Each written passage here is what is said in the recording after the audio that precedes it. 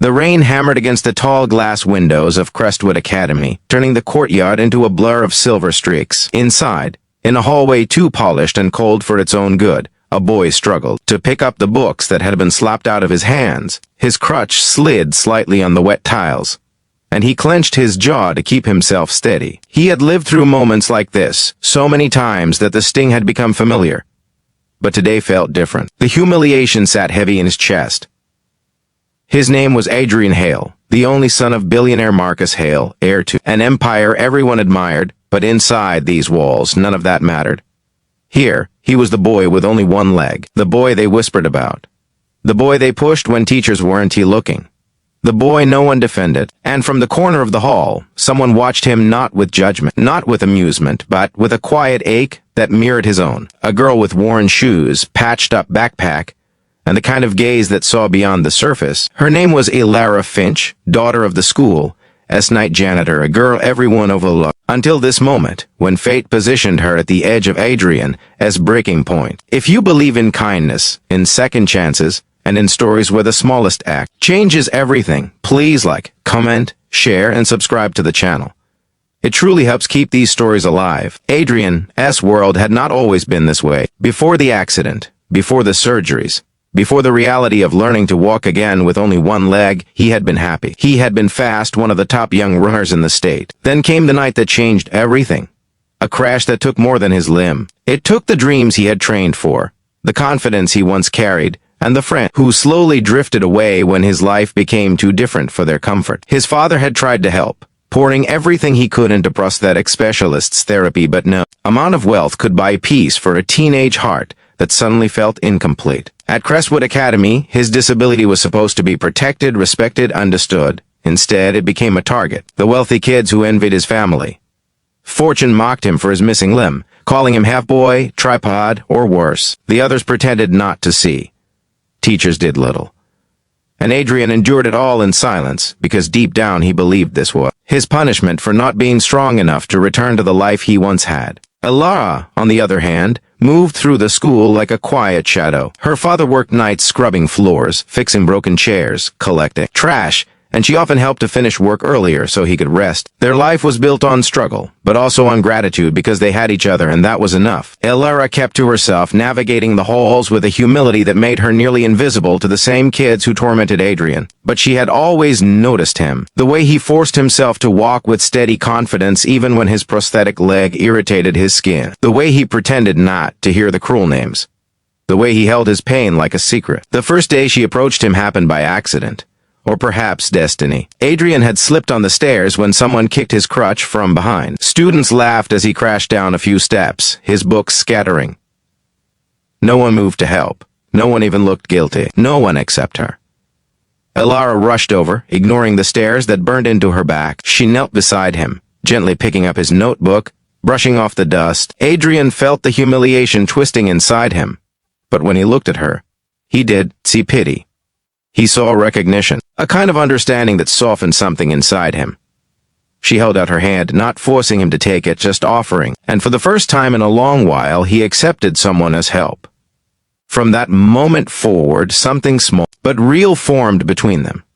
She would sit near him in the library, quietly sharing the table even when others avoided him. Sometimes their eyes met, and in those seconds, he felt the weight on his heart lessen. She would leave encouraging notes in the margins of returned worksheets she helped organize when assisting the librarian. Adrian did know it was her at first, but he recognized her handwriting soft, flowing, and full of gentle honesty. Notes that said things like, "You are stronger than they know," or, "Don't give up on yourself."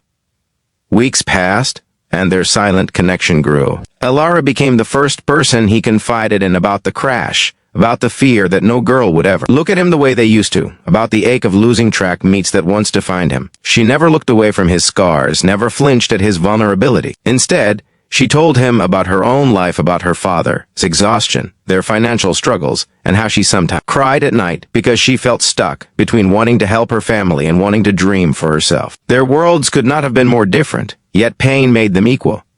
Kindness made them close. But Crestwood had a way of crushing good things. Rumors began spreading. Cruel whispers. Some said Adrian was pretending to like a poor girl out of pity. Others said Ilara was using him to escape poverty. The more they grew closer, the more vicious the bullying became. Adrian was shoved more often. His prosthetic was tampered with twice. Ilara's locker was vandalized with slurs. The rich kids mocked her clothes, her father, even the smell of cleaning supplies clinging to their worn jackets. Adrian tried telling her to stay away for her own safety, but she shook her head with quiet stubbornness. She refused to abandon him because abandoning was the final cruelty she knew he did deserve. The real breaking point came one afternoon when Adrian entered the cafeteria and found a cruel display waiting. Someone had placed a mannequin leg on his seat with a note, "Looking for your missing pot." Laughter erupted across the room. Adrian froze, feeling the world tilt. His chest tightened, his throat burned, and for a moment he felt like he could breathe. Then a voice cut through the noise, steady and trembling at once.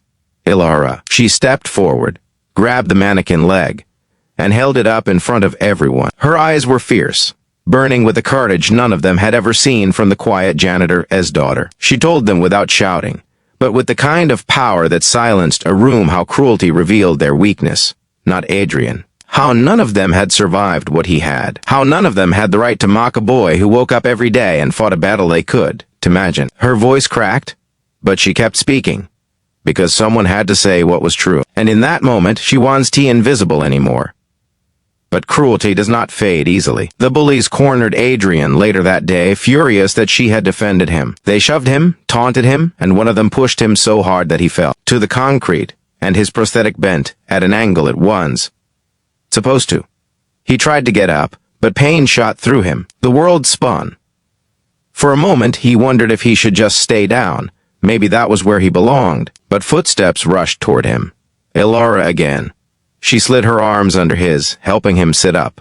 Her hands shook as she held him. He tried to hide his tears, but she did pretend not to see them. She let him cry, because she understood the kind of breaking that happens quietly, the type people overlook until it's too late. That night, Adrian's father found out everything. Marcus Hale, a man who had built entire cities from metal and glass, felt his heart shatter hearing what his son had endured. He marched into the school the next morning, not with fury, but with conviction. Meetings were held. Investigations launched. The bullies were suspended. Anti-harassment programs were enforced. But change did. To start with authority, it started with a girl who had nothing yet gave everything she could. Compassion. Slowly, the school's atmosphere shifted. Some students apologized. Others kept their distance. But the silence turned from cruel to cautious. Adrian, with Ilara's help, found strength again. He returned to physical therapy with new determination, working harder than he ever had. Not to run again, not yet, but to stand taller in the world that once tried to break him. One day he surprised Ilara by showing up to her father's night shift. He had brought new cleaning equipment, quietly donated, not in a way to embarrass them, but to help ease their burden. Her father resisted at first, but Adrian insisted. Kindness had to be passed forward. It was a rule he learned from Ilara, without her ever having to say it. Months passed, and their bond deepened, not into a fairy tale romance, but into something real and raw and beautiful. Two young souls learning to heal, learning to trust, learning that broken pieces can fit together in ways no one expects. And then came the day of the school assembly, when Adrian was asked to speak about resilience. He walked onto the stage slowly, balancing on his prosthetic with newfound confidence. The auditorium watched in silence as he shared his story, not with bitterness but with honesty. He spoke of pain, fear, courage, and the one person who refused to let him fall. His gaze found Ilara in the crowd, and, for the first time, Adrian Hale felt complete.